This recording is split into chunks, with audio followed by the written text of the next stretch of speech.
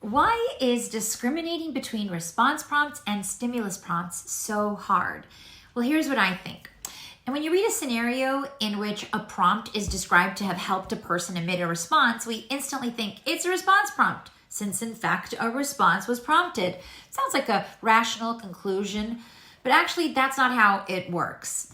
All prompts prompt a response. Yes, both stimulus and response prompts impact behavior, but how they impact behavior, that's where the difference lies. Now, the goal of any correct response is that it is correctly evoked by a specific and relevant stimulus. That's the SD.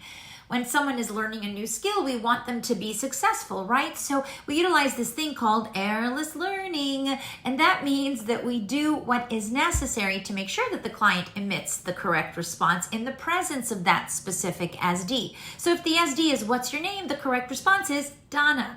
But if you haven't yet learned the correct response, you're going to need some help, and that's where those pesky prompts come in. They're those temporary extras that we add and then fade out when the client is able to emit the correct response without that additional support independently. So, how to tell the difference between a stimulus and a response prompt? Stimulus prompts, they help the client emit the correct response by adding something extra to the relevant stimulus. That's the key word.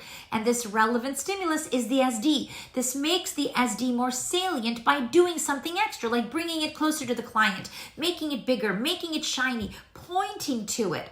And then this little extra stimulus is gradually faded out.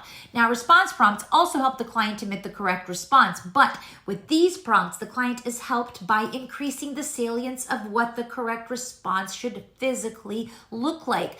This is done by providing a physical or verbal model of the correct response or adding physical guidance to help the client emit the correct response. And these extras must also gradually be faded out. So you see, all prompts prompt behavior. The difference between stimulus and response prompts is in the how.